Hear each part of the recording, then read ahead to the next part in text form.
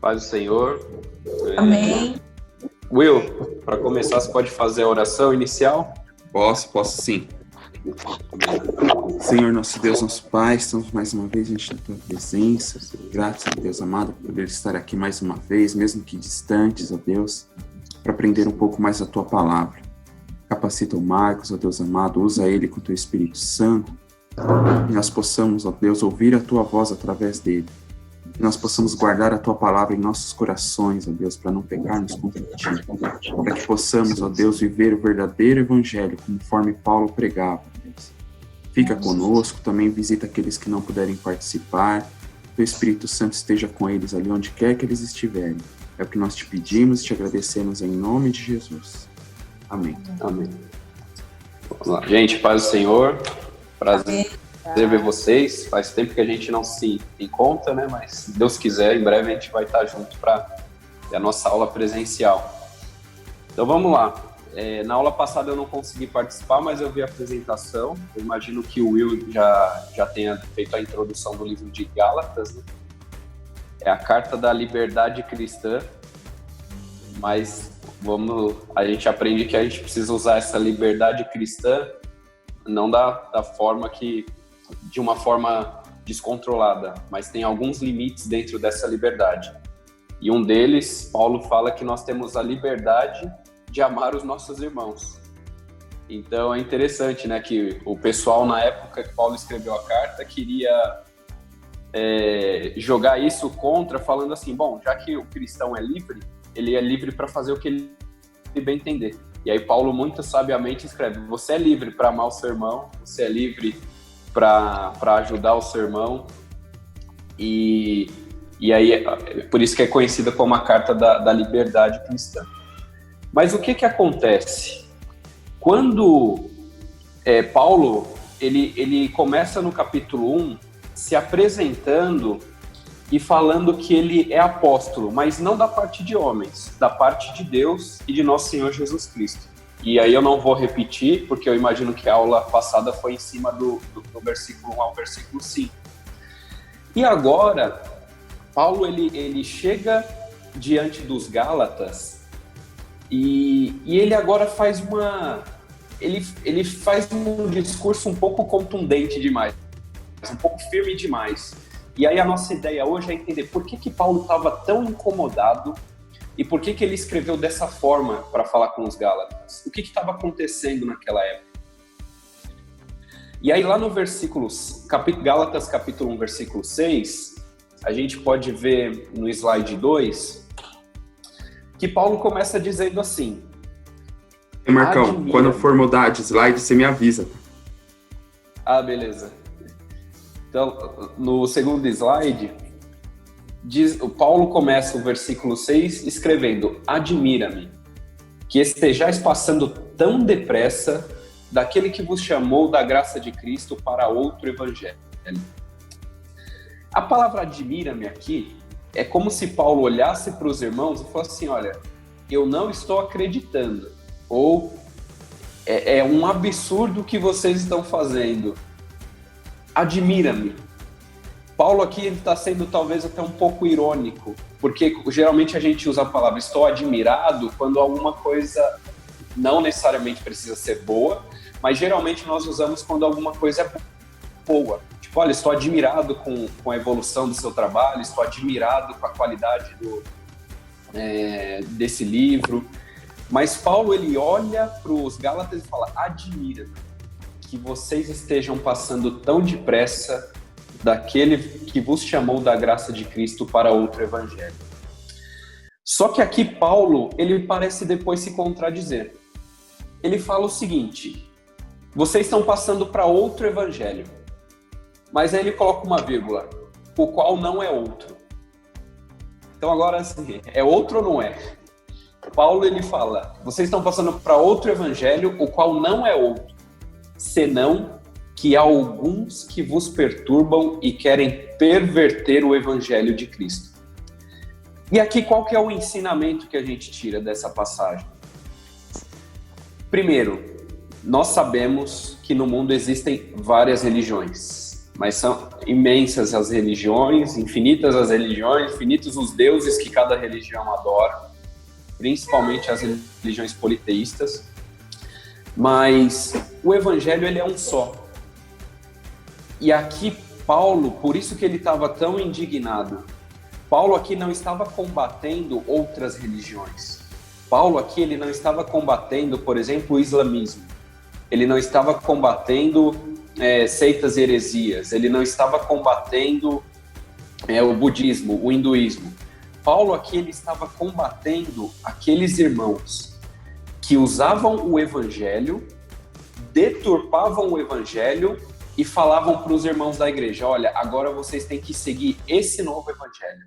O evangelho que Paulo pregou, ele não é o evangelho verdadeiro. Essa foi a indignação de Paulo. E aí a gente vai ver mais para frente por que ele estava tão indignado. Vamos para o slide 3. E aqui, no slide 3, tem algumas questões que a gente precisa responder. Paulo fala o seguinte, senão que há alguns que vos perturbam. Quem são esses alguns que vos perturbam, que Paulo diz? Quem eram essas pessoas que queriam perverter o evangelho? E aqui na Bíblia a gente encontra algumas respostas. A Bíblia fala que eles eram judaizantes, ou seja, cristãos judeus que diziam que Paulo não era apóstolo legítimo e queriam que a igreja continuasse com os rituais do tempo da lei, principalmente a circuncisão. Então, o que Paulo estava enfrentando agora? E isso é um tema para outra aula, tá? Por que Jesus chamou 12 apóstolos e Paulo não era um dos 12 e é o apóstolo dos gentios? Mas isso não é assunto para hoje. Mas os judeus, eles usaram essa brecha e falaram assim, olha, primeiro, Paulo não é apóstolo legítimo. Os apóstolos legítimos estão em Jerusalém, são os 12. Segundo, vocês têm que, além de Jesus, vocês têm que continuar os rituais do Antigo Testamento, que foi entregue por Moisés. Ou seja, tudo aquilo que Cristo venceu na cruz, Cristo cumpriu toda a lei para que nós fôssemos livres da lei do pecado e da morte. Os judaizantes agora voltam e dizem, olha, vocês precisam agora acreditar em Jesus e vocês precisam continuar com os rituais antigos. E aí em Atos, no capítulo 15, versículo 1, fala qual era a exigência desses judaizantes. O versículo 1 de capítulo 15 de Atos diz, se não vos circuncidardes, segundo o costume de Moisés, não podeis ser salvos. A acusação aqui era muito séria. Imagina você colocando um empecilho para a salvação de uma alma que foi resgatada por Cristo. A Bíblia fala que foi Deus quem planejou, foi Deus quem executou e foi Deus quem justificou todos nós. Foi Deus quem do céu disse, eu enviarei meu filho para salvar a humanidade. Foi Cristo quem morreu na cruz e ressuscitou. A obra ela é 100% feita por Deus. Foi Deus que enviou o Espírito Santo para habitar conosco. E aí agora vem os judaizantes e o grande problema, como a gente pode ver no slide na segunda pergunta, o maior problema era a circuncisão em si? Era o ato físico de ser circunciso? Não era esse o maior problema. O maior problema é que os judeus queriam atrelar a salvação aos rituais antigos.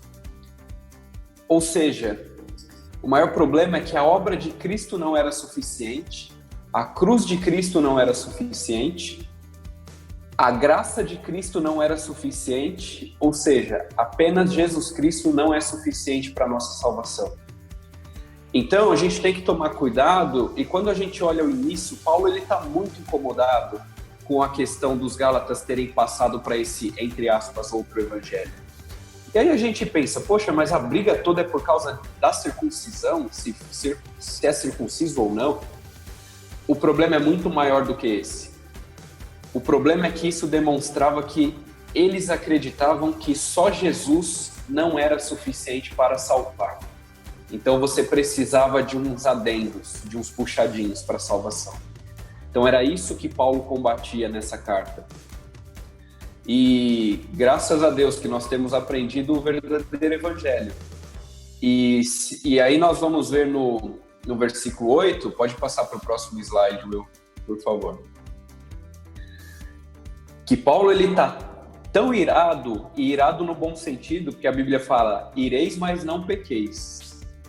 Então ele estava irado com zelo pelo evangelho genuíno e ele estava defendendo a graça de Jesus, que era suficiente. Ele está tão indignado com esse ensinamento que ele, no versículo 8 ele escreve: mas ainda que nós mesmos, ou seja, Paulo aqui, olha que interessante, vamos parar aqui um pouquinho. Paulo nunca fez questão de falar assim, olha, eu sou apóstolo, vocês têm que me respeitar, eu sou apóstolo, eu fui chamado pelo próprio Jesus, eu sou apóstolo e vocês têm que ouvir tudo que eu falar é a verdade absoluta. Paulo, ele faz questão de falar, ainda que eu, como apóstolo de Cristo, ou mesmo um anjo vindo do céu, vos pregue outro evangelho que vá além do que temos pregado, que seja anátema. E é interessante que ele enfatiza novamente no versículo 9, ele escreve a mesma coisa, mas ele escreve de uma forma contundente. Assim como já dissemos, ou seja, repetindo, e agora repito, se alguém vos prega evangelho que vá além daquele que recebestes, seja anátema. Ou seja, o que significa a palavra anátema? Nós aprendemos que ela é maldito. Em alguns comentários ou em algumas definições, nós vemos que é destinado à destruição. Ou seja, o que Paulo está falando aqui é que se alguém quiser deturpar o evangelho de Cristo, que ele seja destinado à perdição. E aqui você pode pensar, poxa, mas o evangelho não é boas novas, salvação para todos os homens, etc. Aí a gente tem que tomar um cuidado, porque Paulo está falando aqui com pessoas que descaradamente e intencionalmente conheciam o evangelho genuíno e estavam deturpando o evangelho de Cristo. Nós estamos falando aqui de pessoas que de fato entregaram a vida a Satanás, porque eles sabiam a verdade. Tanto é que o próprio Paulo, ele fala que ele não era digno de ser apóstolo, porque no tempo que ele perseguia os cristãos, que ele matava, mas ele fazia isso no tempo da ignorância. E que depois que ele teve um encontro real com Cristo, ele entregou a vida dele exclusivamente à obra de Deus. Então a gente tem que tomar um cuidado, porque aqui a gente não está falando com inocentes, tá? Pessoas que, poxa, por um erro teológico, a minha vontade era acertar, mas por um erro teológico eu acabei sem querer falando uma bobagem e agora eu causei um problema. A gente não está falando com esse grupo de pessoas, a gente está falando com um grupo que de fato não reconhecia a suficiência de Cristo, achava que Jesus Cristo era só mais um meio de salvação, não era o único meio de salvação. E aí olha que interessante. Que evangelho, então, é o verdadeiro? Lembra aquela história da nota verdadeira e a nota falsa, que tem um homem que ele recebe várias notas e todas as notas que são falsas, ele reconhece, fala, não, essa nota é falsa, essa nota é falsa, essa nota é falsa. E aí alguém fica indignado e pergunta para ele, mas como você sabe que todas essas notas são falsas? Você conhece todas as notas do mundo? E aí ele fala, não, é só você conhecer a verdadeira. Porque se você conhece a verdadeira de fato, tudo que passa disso é falso. O que Paulo está defendendo aqui em Gálatas não é que você seja um expert em todas as religiões do mundo, para que você saiba exatamente todos os detalhes. A única coisa que Paulo quer que nós entendamos, e aí vamos pro próximo slide, o slide 5. E essa é a lição que a gente tem que tirar dessa passagem aqui, porque a gente tem mais um outro tema para falar da aula hoje. O evangelho verdadeiro. O que é? Transbordou, porém, aqui é 1 Timóteo capítulo 1, versículo 14. Transbordou, porém, a graça de nosso Senhor, com a fé e o amor que há em Cristo Jesus. Fiel é a palavra e digna de toda aceitação, que Cristo Jesus veio ao mundo para salvar os pecadores, dos quais eu sou o principal. Ou seja, o apóstolo Paulo, que estava sendo questionado se de fato ele era um apóstolo legítimo, ele agora vem com uma mensagem simples, mas que contém toda a mensagem do evangelho verdadeiro, que é pela graça de nosso Senhor Jesus Cristo e pela fé e amor que há em Cristo Jesus, que nós somos salvos, o qual entregou a sua vida. Ele veio para salvar pecadores, dos quais eu sou o maior. Então, a mensagem dessa passagem é: a gente tem que combater o falso evangelho, porque só existe um evangelho verdadeiro, que é aquele que diz que Cristo é suficiente, que Cristo morreu por nós, que Cristo ressuscitou, que Cristo nos deu pela graça a salvação, nós não éramos merecedores, e que Cristo voltará para nos buscar. Essa é a mensagem do evangelho. E a maior prova que de fato nós reconhecemos que Cristo é suficiente é quando nós falamos como Paulo, dos quais eu sou o maior. Se você conhecer algum pecador maior do que você precisa se questionar se de fato você reconheceu ou aprendeu o evangelho. Porque quando nós aprendemos o evangelho verdadeiro, a nossa primeira reação é reconhecer que o maior pecador que eu conheço sou eu. Porque tudo aquilo que a lei diz e que a Bíblia diz para não fazer, eu faço em pensamentos, obras, palavras, em atos. E toda vez que eu reconheço isso, eu reconheço que a graça de Jesus é suficiente para me salvar. Então essa é a mensagem dessa primeira parte. Só há um evangelho, e esse evangelho é o evangelho da graça de Jesus. Amém? Amém. Vamos pro... Amém. É muito estranho não ter interação, dá a impressão que você está falando sozinho, ainda bem que tem um vídeo aqui para ver vocês. Então vamos lá, que a gente tem bastante tema ainda e tem pouco tempo. Passado essa defesa do verdadeiro evangelho, Paulo agora, ele precisa defender-se das acusações de que ele não era um apóstolo genuíno. E, primeiro, Paulo não queria status. Mas Paulo, ele sabia que ele tinha uma missão que não foi dada por qualquer pessoa. E aí, vamos lá. A gente não vai ler tudo, mas aqui, ó, de Gálatas, versículo 10 até o versículo 17, Paulo explica, e aí vamos tirar o resumo de toda essa passagem. Ele explica o seguinte: quem me entregou e me confiou o evangelho não foi o homem, foi o próprio Deus. E aí, a gente vem no versículo 16 e 17 que ele diz assim: foi Deus que quis revelar seu Filho a mim, para que eu pregasse entre os gentios, sem detença. Não consultei carne e sangue, nem subi a Jerusalém para os que já eram apóstolos antes de mim, mas parti para regiões da Arábia e voltei, outra vez para Damasco.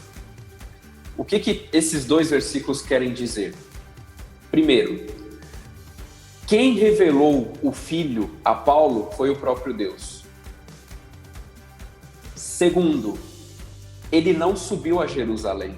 Ou seja, por mais que ele reconhecesse que tinha uma obra especial na mão dos 12 apóstolos que foram comissionados pelo próprio Jesus Cristo, Paulo, quando ele se converte, ele não sobe a Jerusalém para consultar os líderes supremos da igreja.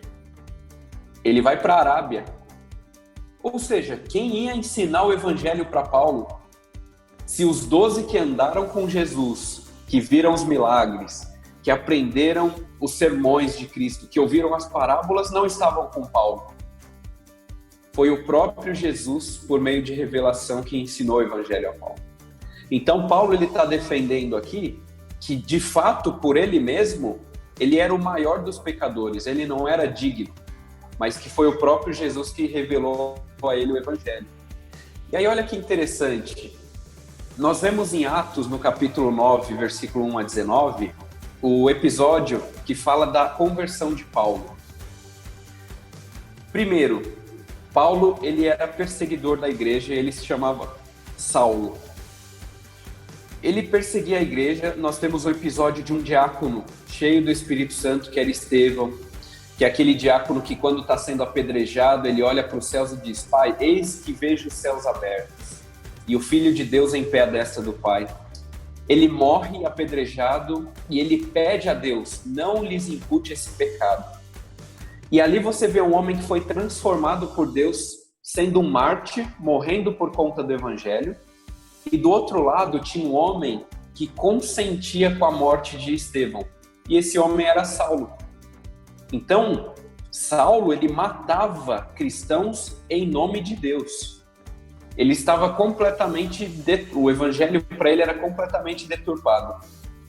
Mas a Bíblia fala que quando ele estava a caminho de Damasco, e aí que tá, perguntinha polêmica, depois vocês pesquisam, Paulo caiu do cavalo ou não? Porque todo mundo fala que Paulo caiu do cavalo a caminho de Damasco, mas a Bíblia não fala que ele caiu do cavalo, tá? Supõe-se que ele estava a cavalo. O que a Bíblia fala é que ele Paulo caiu do cavalo no propósito dele, né? De matar cristão. Exato. No sentido figurado, ele caiu do cavalo. Agora, no sentido literal, aí vocês pesquisam depois. Ele estava a caminho de Damasco, quando uma luz do céu, a luz que vem do céu só pode ser de Deus.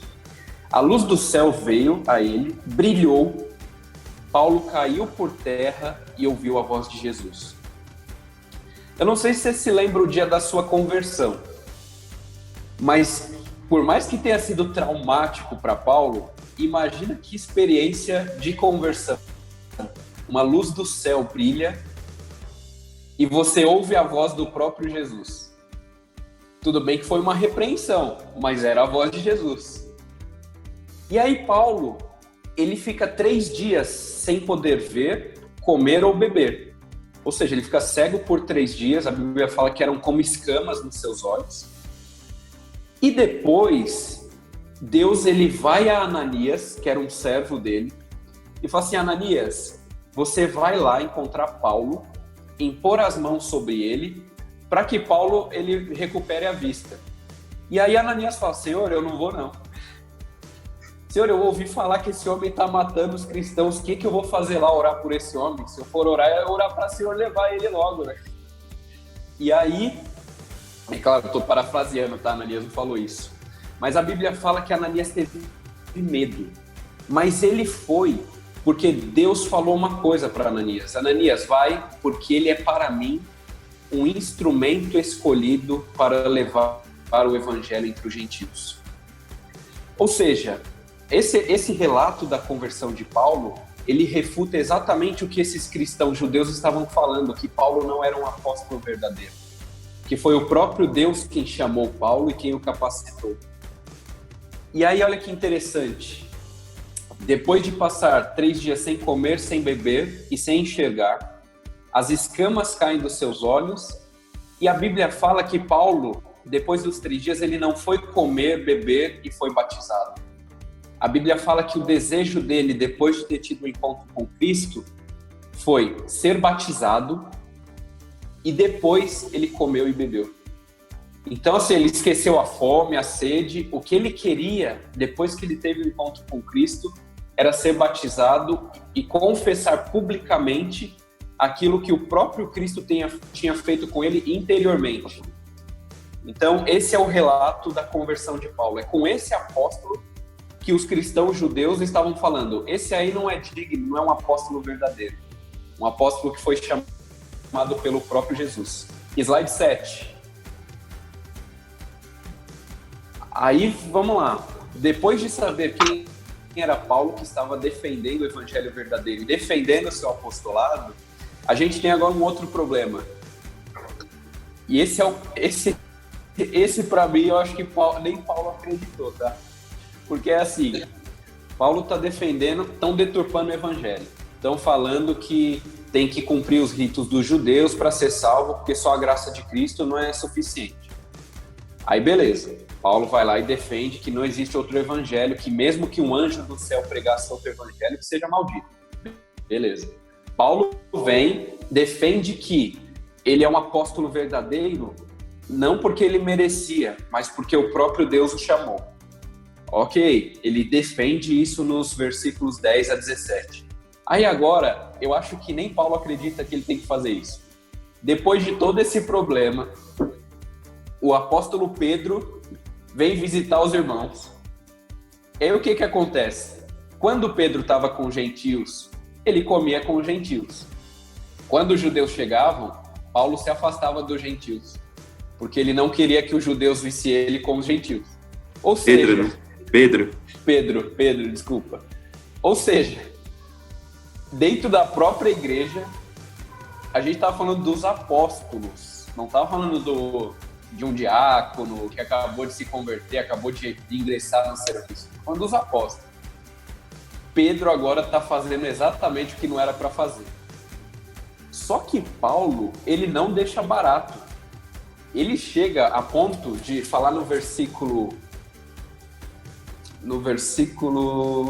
11 do capítulo 2, ele fala assim: quando, porém, Cefas, que era Pedro, veio a Antioquia, resisti-lhe face a face, ou seja, eu falei na cara dele, porque se tornara irrepreensível. E aí ele vai lá e ele dá um discurso duro a Pedro. Ele fala assim: como sendo tu judeu, você come com os gentios, mas quando os judeus chegam, vocês se afastam deles. E até Barnabé, que era o companheiro de Paulo, ele acabou sendo influenciado por Pedro e estava fazendo a mesma coisa. É a mesma coisa que a gente fazer o seguinte: olha, quando a gente estiver evangelizando, vão chegar muitos pobres, pessoas bem humildes perto da gente na igreja, aí a gente tem que abraçar eles, tem que falar do amor de Cristo e tal. Aí a gente vai lá, evangeliza eles lá na rua, aí fala assim, ó, vamos lá na nossa igreja. Aí imagina um culto na ADU, quando reabrir, todas essas pessoas que você evangelizou na rua, vêm à casa do Senhor. Chegando na igreja, o que você faz? Ah, não vou ficar perto desse povo aí, não. Era a mesma coisa que Pedro estava fazendo. Ele estava anulando a graça de Jesus, que chamou a todos para a salvação. E aí, depois, eu estou correndo por conta do tempo, mas depois de repreender Pedro, Paulo ensina uma coisa para Pedro, que Deus não faz acepção de pessoas. Só que depois, e aí que tá, eu tentei pesquisar e eu não encontrei, tá? Eu não sei se esse episódio de Atos capítulo 10, ele acontece depois ou antes da repreensão de Paulo. Só que o próprio Deus dá uma lição a Pedro sobre esse assunto. A Bíblia fala que Deus envia Pedro à casa de Cornélio, que era um centurião. E a Bíblia fala que esse homem era um gentil. A Bíblia fala que esse homem, ele era piedoso, ele teve um sonho e que Deus falou para ele, olha, manda um dos seus servos buscar Pedro lá em Jerusalém. Quando Pedro chega na casa desse homem e começa a pregar o evangelho, o que acontece antes do batismo nas águas? Desce o Espírito Santo. Santo. Nós somos pentecostais que cremos no batismo com o Espírito Santo. O que acontece? Desce o Espírito Santo. Desce o Espírito Santo. Antes de fazer o apelo, antes de falar assim, olha, quem entendeu a mensagem e aceita Jesus? Foi antes disso. O Espírito Santo desce sobre toda a casa de Cornélio e eles são batizados. E aí Pedro, ele toma um susto, porque ele fala, agora verdadeiramente eu sei que Deus não faz acepção de pessoas. Ou seja, o próprio Deus é quem chamou a todos para a salvação. Quem sou eu para falar que está limitado a um grupo de judeus?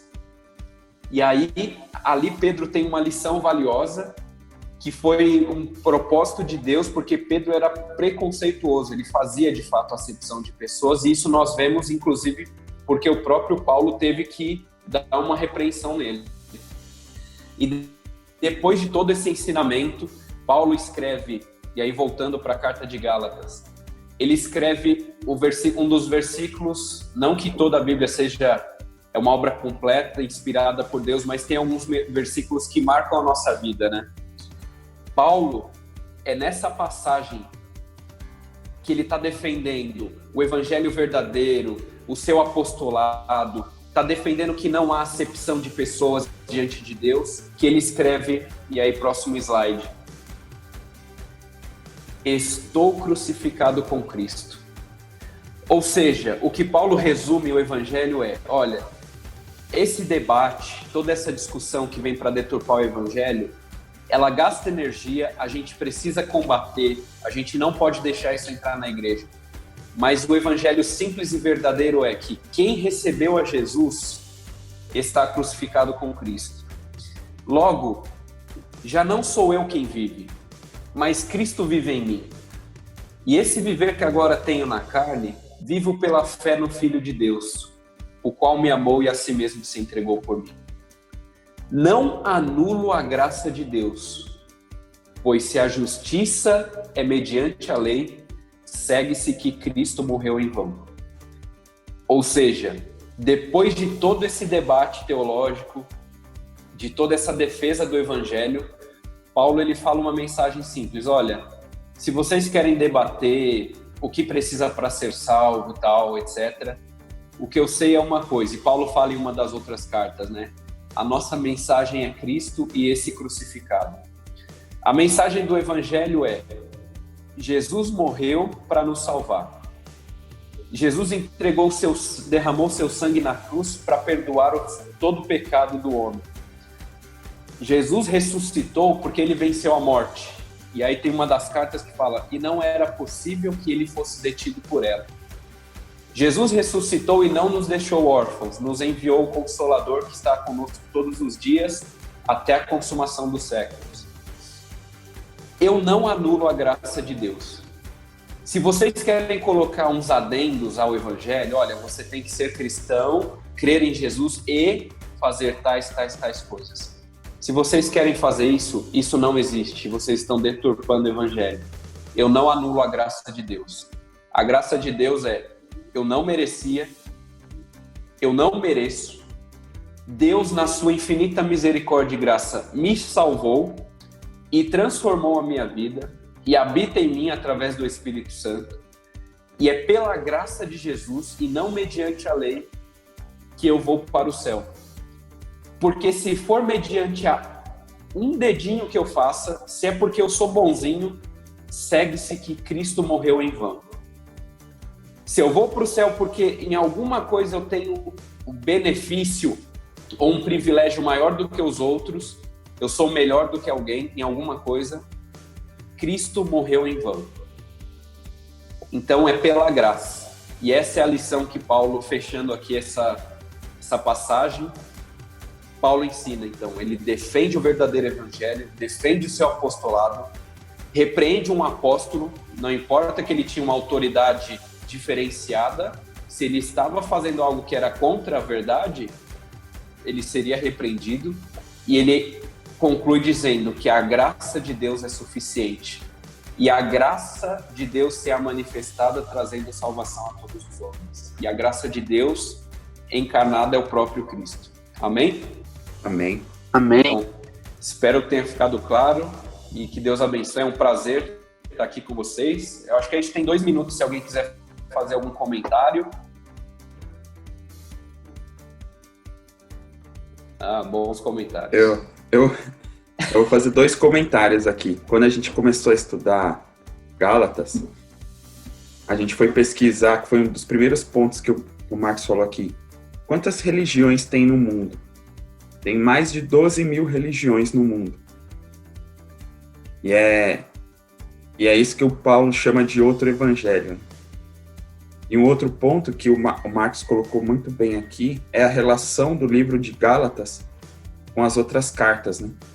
Com Atos, com Romanos, com as outras cartas que Paulo escreve. Então, quando a gente está estudando Gálatas, a gente tem que entender que Gálatas é um resumo do Evangelho, principalmente do livro de Romanos. Então, quando a gente lê Gálatas, é muito importante fazer essa mesma relação que o Marcos fez aqui. Relacionar com Atos, por que Paulo repreendeu Pedro, o que Paulo está falando da graça, e tentar ver na própria Bíblia. Muito bom. Amém. Gente, Deus abençoe. Aí, Para Tá encerrar, acabando Marcão? o tempo, né? Acho que tá acabando, 10h40.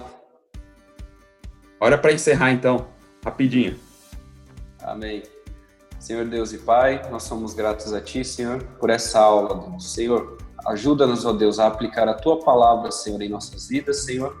Senhor, em nome de Jesus, Pai, continua, Senhor, falando conosco através da Tua santa e preciosa palavra. É o que nós te pedimos e te agradecemos, em nome de Jesus. Amém. Amém. Tchau, gente. Amém. Deus Amém. abençoe.